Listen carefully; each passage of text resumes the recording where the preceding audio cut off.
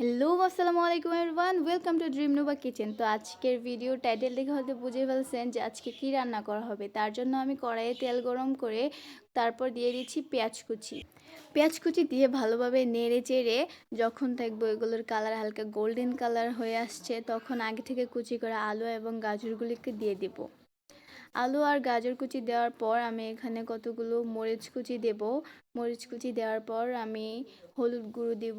হলুদ গুঁড়ো দেওয়ার পর জিরে গুঁড়ো, তারপর স্বাদ অনুযায়ী লবণ দিব।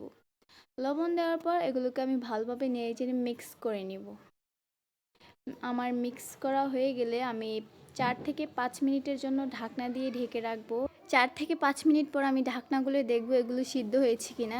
যেহেতু আমার আলু এবং গাজরগুলো সিদ্ধ হয়নি, তার জন্য আমি ভালো করে আবারও নেড়েচেড়ে 1 থেকে 2 মিনিটের জন্য ঢাকনা দিয়ে ঢেকে রেখেছি।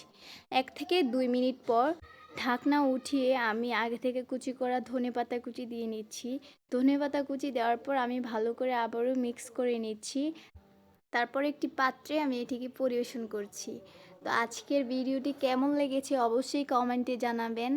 আর আমাদের পেজে নতুন হলে ফলো করবেন। দেন আল্লাহ হাফেজ।